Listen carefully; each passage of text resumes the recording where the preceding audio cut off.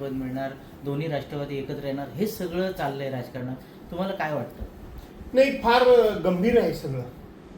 ही पूर्णपणे लोकशाही धोक्यात आलेली आहे. पहिल्या निवडणुका EVM मशीनमध्ये घोटाळा करून जिंकल्या अशी बातमी आली. दुसऱ्या निवडणुका हे लोकांची मतं चोरून त्या ठिकाणी निवडून आले म्हणून बातम्या आल्या. तिसऱ्या निवडणुका ही लोकांची मतच कमी करून टाकली, मतच चोरी केली आणि त्या ठिकाणी निवडणुका जिंकून आले. आणि आता तर सरसकट दुसऱ्या पक्षातून निवडून आलेले लोक हे सरसकट विकत घ्यायचे. मग ते आर्थिकदृष्ट्या घ्यायचे किंवा आपल्याकडे ED असेल, CBI असेल, NIA असेल, इन्कम टॅक्स असेल, या सगळ्या चौकशी यंत्रणेचा ससेमिरा लावून त्यांना आपल्याकडे येतं करायचं. अशा पण सत्ता टिकवायची. हे लोकशाहीला प्रचंड असं घातक आहे, मारक आहे. मुळामध्ये यांना लोकशाही मान्य नाही. हे हळूहळू रशियाच्या डिक्टेटरशिपमध्ये मला वाटतं जायला लागलेले आहेत. पुण्यातील बांधकाम व्यावसायिक खलील शेख यांना आत्महत्येस प्रवृत्त केल्याप्रकरणी माजी आमदार रवींद्र धंगेकर आणि त्यांच्या पत्नीवरती आणि नगरसेवक बाळा शेडगे यांच्यावरती गुन्हा दाखल झाला आहे 10 जणांच्या विरोधात. या संदर्भात काय सांगाल? नाही, वास्तविक जर गुन्हा दाखल झाला असेल तर नक्कीच त्यांची चौकशी होऊनच तो झाला असेल. मला ती केस काय ती माहीत नाही. मी रात्री त्या बातम्या ऐकत होतो, परंतु नक्की केस काय मला माहीत नाही. पण असं जर असेल की एखाद्याला आत्महत्या करण्या इतपत हॅरॅसमेंट जर केलं गेलं असेल तर ते गंभीर आहे. ज्यांनी कोणी गुन्हा केला त्यांच्यावर कारवाई झाली पाहिजे. भविष्यामध्ये उद्धव ठाकरे आणि एकनाथ शिंदे एकत्र येतील आणि त्याच्यानंतर परत असं बोललं जातं आहे की पुढच्या 15 दिवसामध्ये दोन्ही राष्ट्रवादी एकत्र येऊन सुप्रिया सुळे केंद्रामध्ये मंत्री म्हणून जातील, असं रवी राणा यांनी म्हटलेलं आहे. अरे कोण नवनीत राणा, कोण रवी राणा, काय प्रश्न विचारताय? मी तुम्हाला आता सांगितलं उद्धव ठाकरे काय करणार हे रवी राणा ठरवणार का? कोण रवी राणा, कोणाचा प्रश्न आणि कोणाचा प्रश्न घेता बाबांनो तुम्ही? काय रवी राणाची आयडेंटिटी काय आहे? कशा करता हा प्रश्न मला विचारता? कोणाच काय, ज्यांची काहीतरी समाजामध्ये इज्जत आहे, इब्रत आहे, ज्यांना समाजामध्ये मान सन्मान आहे, ज्यांच्या शब्दाला काही वजन आहे, ज्यांचं काहीतरी वलय आहे, अशा लोकांबद्दल तुम्ही प्रश्न विचारा ना. हे यांची नावं जरी घेतलीत तरी सुद्धा आम्ही त्यांच्याकडे ढुंकून बघत नाही. साहेब, शेवटचा प्रश्न, लोकलमध्ये खून पडतायत किंवा कोणी प्लॅटफॉर्मवर सळई घेऊन धावतोय, दहशत निर्माण करतोय, हे सगळं घडतंय. काय गृह खात्याचं काय वाटतं तुम्हाला, कितपत जबाबदार आहे? असं आहे की तुम्ही म्हटलात ते बरोबर आहे. रेल्वेमध्ये हल्ली सकाळ संध्याकाळ खून पडायला लागले. बलात्काराच्या घटना थांबायला तयार नाहीत, चोरीच्या घटना थांबायला तयार नाहीत, भ्रष्टाचाराच्या घटना थांबायला तयार नाहीत. अधिकारी त्या ठिकाणी ACBच्या म्हणजे अँटी करप्शनच्या रेड पडतायत, ते सापडतायत. फक्त आणि फक्त मोठमोठ्या गोष्टी गृह मंत्रालयाकडून केल्या जातात आणि पोलिसांचीच त्या ठिकाणी वकिली केली जाते. पूर्णपणे महाराष्ट्राची कायदा आणि सुव्यवस्था ही रसातळाला गेलेली आहे. कोणाचीही भीती कोणालाही राहिलेली नाही. तुम्ही बघा आता काय रोज घडतंय ते. रात्री मी ती बातमी बघत होतो की ज्या पद्धतीनं त्या रेल्वेमध्ये ज्या पद्धतीनं मारलं वगैरे वगैरे वगैरे वगैरे, किंवा जे काही एकंदरीत सगळे प्रकार राज्यामध्ये चाललेले आहेत. कायदा आणि सुव्यवस्था नावाची गोष्ट महाराष्ट्रामध्ये या सरकारच्या कारकिर्दीमध्ये राहिलेली नाही. थँक्यू. धन्यवाद. हो. तुम्हाला काय वाटतं, महाराष्ट्राच्या जनतेला खरंच काय मिळालं का? त्या अधिवेशनाचा हेतू सफल झाला का? मी तुम्हाला सांगू का, महाराष्ट्रामध्ये सध्या अधिवेशन जे सुरू आहे त्या अधिवेशनातून महाराष्ट्रातल्या जनतेला काहीही पदरात पडत नाही. रोज एक नवीन काहीतरी थापा मारायच्या, रोज नवीन थाप. विरोधी पक्षावर खोटे नाटे आरोप करायचे, विरोधी पक्षाला आपलं म्हणणं सुद्धा मांडू द्यायचं नाही. आणि तुम्ही काय केलं, आम्ही काय करतो, याच्या पलीकडे काहीही अधिवेशन चालत नाही. या अधिवेशनामध्ये मी स्वतः अनेक वेळा प्रश्न उपस्थित केले की चर्चेला ज्या विषयाची, ज्या विभागाची चर्चा असते त्या विभागाचे मंत्री का हजर राहत नाहीत? अध्यक्षांनी काही वेळा सांगितलं ते हजर नाही राहिले हरकत नाही, सर्वांची संयुक्तिक जबाबदारी आहे, त्यामुळे कोणतरी मंत्री उपस्थित आहे ना, कामकाज चालवा. पूर्वी गॅलरीमध्ये त्या विषयाचे सेक्रेटरीपासून सगळे वरिष्ठ अधिकारी असायचे, उपस्थित राहायचे. हा मुद्दा मी सातत्यानं लावून धरला. तेव्हा राज्याचे मुख्यमंत्री देवेंद्र फडणवीस यांनीच मला स्वतः सांगितलं की असे काय अधिकारी गॅलरीत येऊन बसायची गरज नाही, ते आमच्या ऑफिसमध्ये बसलेत आणि तिथे तुमचं म्हणणं ते नोंद करतायत. आत्ता या वेळेला अध्यक्षांना, मुख्यमंत्र्यांना, सगळ्या मंत्र्यांना सांगावं लागलं की अधिकारी गॅलरीमध्ये बसत नाहीत, त्यांनी बसलं पाहिजे. हे सांगावं लागलं. मी फक्त हसायचो, मी काहीच बोलायचो नाही. ज्यांनी माझे मुद्दे खोडले त्यांना कळून चुकलं की हीच पद्धत बरोबर आहे, अधिकाऱ्यांनी इथं बसलं पाहिजे. 288 आमदार म्हणजे पुरा महाराष्ट्र आहे. ते आमदार आपापल्या भागातले प्रश्न मांडतात, म्हणजे लोकांची दुखणी आणि अडचणी मांडतात, त्या अधिकाऱ्यांच्या कानावरून गेल्या पाहिजेत. हिरवी ते आपल्या नुसते केबिनमध्ये AC मध्ये बसलेले असतात, त्यांना काहीही खालच्या गोष्टीची जाणीव नसते. आणि म्हणून तसंच मंत्र्यांच्या बाबतीत सभागृहामध्ये काही मिळालं नाही. हे नवीन एक झालंय. एक मंत्री असेल त्याचं कामकाज चालवण्याकरता कोणाला तरी दिलं, दुसरा मंत्री असेल तिसऱ्याला कोणाला तरी कामकाज चालवायला दिलं, तिसरा मिनिस्टर असेल चौथ्याला कोणाला तरी काम चालवायला दिलं. अरे मग हे मंत्री कशा करता? तुम्ही सभागृहातलं कामकाज चालवण्याकरता तात्पुरती व्यवस्था म्हणून तुम्ही आजारी आहात का? तुम्ही परदेशामध्ये गेलेला आहात का? तुम्ही इथे हजर नाही आहेत का? तुम्हाला राज्यमंत्री नाही आहेत का? सगळे आहेत. तरी पण कामकाज चालवायला कोणाला तरी द्यायचं, याच्यावर आम्ही आक्षेप घेतला. माझे विधानसभा अध्यक्षही ऐकायला तयार नाहीत आणि राज्याचे मुख्यमंत्री पण ऐकायला तयार नाहीत. हे फार पूर्वीपासून चालत आले वगैरे असं काहीतरी खोटं सांगायचं. म्हणजे अध्यक्षाने ते एकदा कहर केला. 2019 साली म्हणे असंच चाललं होतं, दाखवा एक तरी उदाहरण. ते दाखवू शकले नाही, पण खोटे आरोप करायचे. तिसरी गोष्ट ही त्यांना नाराजी जशी व्यक्त करावी लागली तशी काही आमदारांना या अधिवेशनमध्ये आमच्यावर अन्याय होतोय हे म्हणून तिथं बैठकी घ्याव्या लागल्यात, बसावं लागलं निषेध म्हणून सरकारला.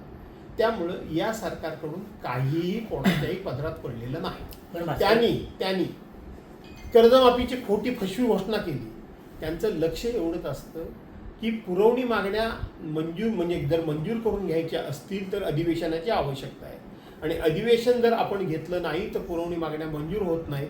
त्यामुळं 97,500 कोटीच्या पुरवणी मागण्या मंजूर झाल्या आणि सरकारला चालवायचं म्हणून चालवा अधिवेशन, अशाच मूडमध्ये सरकार होतं. पण तुम्ही सभागृहात एकही दिवस चुकवत नाही. तुम्ही प्रत्येक अधिवेशनाला तुम्ही प्रत्येक दिवशी असता. मग हे जे दांडी बहाद्दर आहेत त्यांच्यावर काही असं कायदा वगैरे आहे का त्यांच्यावर कारवाई करण्याचा? नाही, काही असं आहे की मुळामध्ये अधिवेशनमध्ये एकाच दिवस तरी तुम्ही आलात तर तुमच्यावर काही कारवाई करता येत नाही. परंतु लगातार 1-2-3 अधिवेशनमध्ये तुम्ही आलात नाही आणि तुम्ही अध्यक्षांच्याकडं गैरहजर राहण्याचं कारण आणि परवानगी मागितलीच नाही तर तुमच्यावर कारवाई होते. परंतु एकदा कधीतरी यायचं, दोनदा कधीतरी यायचं आणि निघून जायचं. लाडकी बहीण योजनेतनं आत्ता परत 90 लाख महिलांना अपात्र ठरवलं. ती साडी योजना सुद्धा बंद झाली. काय चाललंय सरकारचं? काही नाही चाललंय. सरकारला केंद्र सरकार असेल, राज्य सरकार असेल, त्यांना कळून चुकलंय की निवडणूक आली की एक आकर्षक घोषणा करायची आणि लोक त्या घोषणेमध्येच गुंतून पडतात आणि आपल्याला मतदान मिळतं. 2014 साली केंद्र सरकारनं घोषणा केली आम्ही सत्तेवर आलो तर 2 कोटी प्रत्येक वर्षी तरुणांना नोकऱ्या देऊ. दिल्या का? नाही दिल्या. काला धन आम्ही आणू, प्रत्येकाच्या खात्यामध्ये 15-15 लाख रुपये आम्ही टाकू. दिले का? नाही दिले. अशा अनेक घोषणा केल्या. निवडणूक आली, निवडणुकीमध्ये त्यांना यश मिळालं, त्या घोषणा विरून गेल्या. नंतर त्यांनी निवडणूक काय आणलं की 1 नेशन 1 इलेक्शन केलं का? 1 नेशन 1 इलेक्शन नाही. पेहलगावचा हल्ला झाला. पेहलगावच ना, पेहलगाव तिथं हल्ला झाला. नाही, सिंदूरचा कुठे झाला तो? सिंदूरचा मला वाटतं पेहलगावला झाला. त्याच्या अगोदर ते 40 जवान मेले, तो उरी वेगळा, तर तिथं झाला हल्ला. झाली ती निवडणूक जिंकली. काल राम मंदिराचं उद्घाटन घाई गडबडीत केलं, निवडणूक जिंकली. तसंच महाराष्ट्र सरकारनं याच देवेंद्र फडणवीसांनी सांगितलं होतं की पहिल्या कॅबिनेटमध्ये तुम्हाला धनगर समाजाला मी आरक्षण देईन. आरक्षण त्यांना आहे, परंतु त्यांना आदिवासी समाजामधून आरक्षण पाहिजे, ते मी देईन सांगितलं. दिलं का? मराठा समाजाला आरक्षण देईन मी सांगितलं. दिलं का? त्यांनी जंगम समाजाला आरक्षण देईन, लिंगायत समाजाला देईन सांगितलं. दिलं का? नाही दिलं. आणि तशाच पद्धतीने या निवडणुकीमध्ये लाडकी बहीण योजना आणली. 2,53 लाख महिलांना सरसकट तुम्ही पैसे दिलेत. त्यांची सरसकट मतं तुम्ही घेतलीत, त्यांच्या कुटुंबियांची मतं तुम्ही घेतलीत आणि आता त्यातले 92 लाख, 90 नाही 92 लाख महिला तुम्ही कमी केल्यात. आता ह्याच्या पुढे तुम्ही काय केलं की दिवाळीला एक साडी देत होतात बहिणींना, ती सुद्धा योजना तुम्ही बंद केल्याची आज सगळीकडे जाहीर झाले. याचा अर्थ हे लाडकी बहीण योजना तेव्हाही नव्हती, आजही नाही आणि उद्याही नसेल. ही लाडकी खुर्ची योजना होती हे स्पष्ट झालं. पण ज्या बहिणी अपात्र झाल्या आहेत त्याच्यावरती आशिष शेलार परवा संगमेश्वरमध्ये असं म्हणाले की युबीटीने हे सगळे बोगस कागदपत्र भरून त्या महिला केल्या असाव्यात, त्या योजनेचा लाभ घेतला. असं आहे की हे आता युबीटीने एवढे कागदपत्र बोगस भरले. आमच्या नावाने तुम्ही सांगितलं तेव्हा काय सांगितलं होतं की त्यांचं सरकार आलं तर हे योजना बंद करतील म्हणून तुम्ही अपप्रचार केला होता. आणि आता दुतोंडीपणा जो आहे ना हा भाजपकडून शिकावा. भास्कर जाधव 40 वर्ष राजकारणात आहेत, कधी सत्तेत होते, कधी मंत्री होते, कधी नव्हते. आता लोकांचे जे प्रश्न आहेत, कर्जमाफी असेल, बोगस बियाण्याचं असेल, सगळेच असतील एकंदरीत, हे सगळं बाजूला ठेवून सत्ताधारी शरद पवार गठबंधनाच्या पार्श्वभूमीवरती उद्धव ठाकरे यांनी किमान एक पान रामरक्षा मी सांगितलं ना, हे कोण सांगणार आहे? हे कोण? तुम्ही चोऱ्या केल्यात तेव्हा उद्धव साहेबांना सांगायला गेला होतात काय की आम्ही चोऱ्या करतोय? चोऱ्या केल्यात ना, मग उद्धव साहेबांनी रामरक्षा वाचावी की न वाचावी तुम्ही सांगणारे कोण? तुम्ही सांगणारे कोण? आम्हाला रामरक्षा वाचायला सांगा आणि तुम्ही चोऱ्या करा, हे चालणार नाही. हनुमान चालिसाचा जो वाद झाला होता त्याच पार्श्वभूमीवरती हा पण वाद मुद्दाम करण्याचा हा प्रयत्न आहे. असं आहे की त्यावेळेला राज ठाकरेंनी असं सांगितलं होतं की ज्या ठिकाणी भोंगे बंद होणार नाहीत मुस्लिम समाजाच्या सकाळच्या त्यांच्या आजांचे नमाजीचे, तर तिथं जाऊन चालिसा तुम्ही हनुमान चालिसा म्हणा असं राज ठाकरेंनी सांगितलं होतं. हे अतिशाणे लोक मूर्ख मातोश्रीच्या समोर जाऊन हनुमान चालिसा म्हणायला गेले. ती काय मशीद आहे? शरम नाही वाटत तुम्हाला?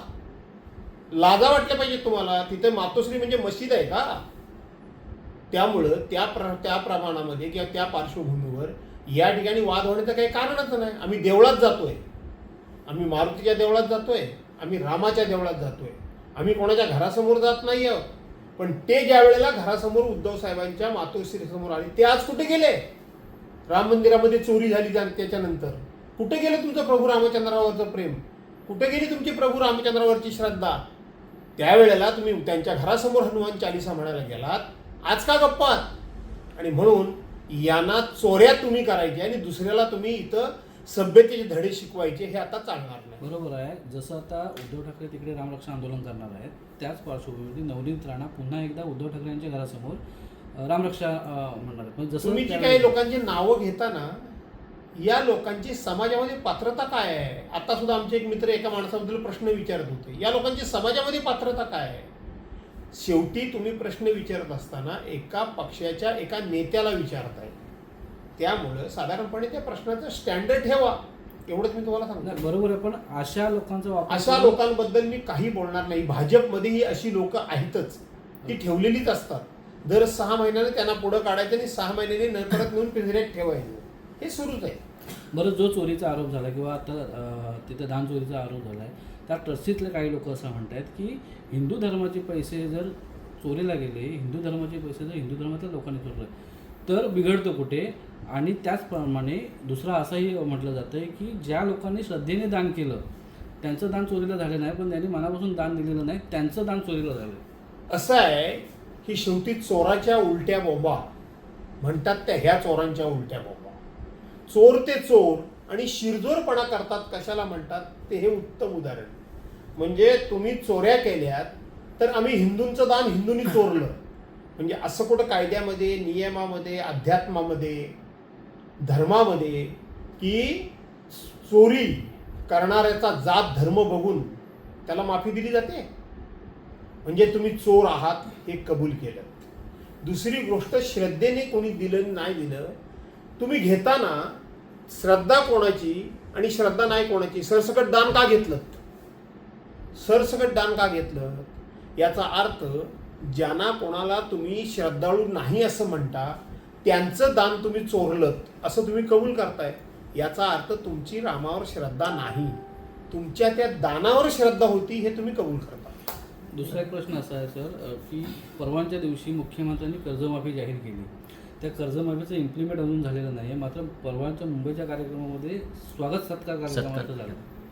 असं आहे की लबाडा घरचा अवतान जेवल्याशिवाय कधी खरं मानू नये. देवेंद्र फडणवीस हे या बोटावरची थुंकी या बोटावर फिरवण्यामध्ये प्रचंड प्रचंड प्रचंड माहीर आहेत. ते 48,000 कोटी रुपये जी वीज बिल थकीत शेतकऱ्यांची माफ केली म्हणून सांगतात, हे साफ खोटं आहे. ही अदानी करता वीज माफी आहे. अदानी करता. अदानीचे मीटर वापरा, जे आता डिजिटल मीटरला संपूर्ण महाराष्ट्रातून विरोध होतोय, त्या डिजिटल मीटर वापरा आणि मग तुम्हाला आम्ही बिलं कशी माफ करतो हे दाखवण्याचा हा प्रयत्न आहे. ही शेतकऱ्यांची घेतलेली काळजी किंवा शेतकऱ्यांबद्दल त्यांना प्रेम नाही. अर्धा टक्का सुद्धा शेतकऱ्यांबद्दल प्रेम नाही. जर शेतकऱ्यांबद्दल प्रेम असतं तर या शेतकऱ्यांचा प्रश्न विधानसभा अधिनियम 101 अन्वये आम्ही सभागृहामध्ये चर्चेला आणला. एकही कॅबिनेट मंत्री उत्तर द्यायला उभा नाही राहिला. कुठलं आलंय प्रेम तुम्हाला? तुम्हाला प्रेम आलंय अदानीचं, आणि म्हणून शेतकऱ्याच्या नावानं अदानीचं पोट भरण्याचं काम हे राज्याचे मुख्यमंत्री करतायत. अजितदादा असताना संगमेश्वरमधल्या छत्रपती संभाजी महाराजांच्या स्मारकाची त्यांनी पाहणी केली होती. त्याचा एक प्लॅन बनवला होता. मात्र त्यावेळेला काही निधीची देखील त्यांनी तरतुदीची अशी चर्चा चालू होती. मात्र ते गेल्यानंतर ह्या चर्चा थांबल्या. जागा जमीन सगळ्या पाहणी झाल्या. त्याचं उद्घाटन ठरलं. काल परवा आशिष शेलारसुद्धा त्या जागी जाऊन आलेले आहे. फक्त दौरे होत आहेत, प्रत्यक्ष तिथे काय नाही असं नाही. त्याच्यामध्ये ही गोष्ट खरी आहे की अजितदादांनी संगमेश्वरमध्ये छत्रपती संभाजी महाराजांचं स्मारक उभा करण्याचा विषय अत्यंत गांभीर्याने घेतला होता. त्यांनी स्वतः व्हिजिट केली. ती केवळ ते मंत्री म्हणून त्यांनी व्हिजिट नाही केली, तर ते स्मारक उभारणी करण्याकरता म्हणून त्या क्षेत्रातले कोण जे काही जाणकार लोक आहेत, वेगवेगळे आर्किटेक्ट आहेत, वेगवेगळे इतिहासकार आहेत आणि वेगवेगळ्या पक्षाचे लोकप्रतिनिधी आहेत, या सर्वांना त्यांनी बोलवलं होतं. आणि नुसती पाहणी केली नाही तर त्यांनी 2, 4, 5 तास त्या स्मारकाची एकंदरीत पाहणी केली. त्याचा संपूर्ण पूर्व इतिहास जाणून घेतला. काय इथं करावं लागेल हे लोकांच्या भावना जाणून घेतल्या. दुर्दैवानं अजितदादा हे आज आपल्यामध्ये नाहीत. ते आपल्याला सोडून गेले. त्यांचा मृत्यू झाला. अजितदादांचा अपघात झाला की अपघात घडवला याच्यावर अजून चर्चा सुरू आहे. पण आपल्याला आठवत असेल गेल्याच अधिवेशनमध्ये ज्या वेळेला अजितदादांच्या श्रद्धांजलीचा प्रस्ताव सभागृहामध्ये आला त्यावेळेला हा मुद्दा मी उपस्थित केला आणि माननीय मुख्यमंत्री महोदयांकडून कबूल करून घेतलंय ऑन फ्लोर विधानसभेच्या अधिवेशनमध्ये की अजितदादांनी हा जो छत्रपती संभाजी महाराजांचं स्मारक उभा करण्याचा प्रकल्प हाती घेतला होता, आज त्यांच्या पश्चात हा प्रकल्प तुम्ही पूर्ण करून त्यांना खऱ्या अर्थानं श्रद्धांजली आणि कोकणवासियांच्या भावनेचं तुम्ही या ठिकाणी भावना याचा आदर करून हे स्मारक उभं कराल का? त्याच्यावर मुख्यमंत्र्यांनी शब्द दिला की आपण ते स्मारक उभं करू. त्यामुळे वेळ होत असेल तरी आपण त्याचा पाठपुरावा सोडणार नाही. डिलिमिटेशनचा जो मुद्दा आहे त्या मुद्द्याला आता शिवसेना म्हणजे शिवसेना राष्ट्रवादी काँग्रेस यांनी आता पाठिंबा दिला आहे. कसं बघता या सगळ्याकडे?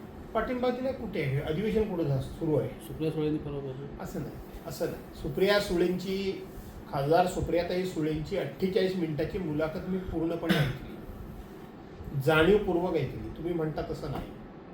त्यांनी काय सांगितलं, जे मागच्या वेळेला महिला आरक्षण आणलं म्हणून जे खोटं भाजपवाले सांगत होते, सत्ताधारी सांगत होते, ते त्यांनी सांगितलं की ते महिला राखीव म्हणजे जागांचं आरक्षण नव्हतंच. महिला आरक्षणाचा मुद्दा 23 सप्टेंबर 2023 संपुष्टात आला. 452 सदस्यांपैकी 450 सदस्यांनी पाठिंबा दिला आणि एकमतानं सभागृहामध्ये तो प्रस्ताव मंजूर झाला. पण 5 राज्याच्या निवडणुका डोळ्यासमोर ठेवून यांनी आम्ही महिलांना 33% आरक्षण देतोय असा आव आणला आणि ते विधेयक आणलं. त्या विधेयकामध्ये जे महत्त्वाची गोष्ट होती जी आत्तापर्यंत पुढं आली नाही ती सुप्रियाताईंनी परवा सांगितली की ते विधेयक सभागृहात आणण्यापूर्वी आम्हाला वेगवेगळ्या पक्षांना, विरोधी पक्षातल्या लोकांना, सत्ताधारी पक्षातल्या प्रमुख, अगदी त्याच्यामध्ये अमित शहा साहेब पण होते, यांनी आम्हाला बोलवलं आणि त्यांनी असं सांगितलं की आता राज्यामध्ये 544 जागा आहेत. या जागा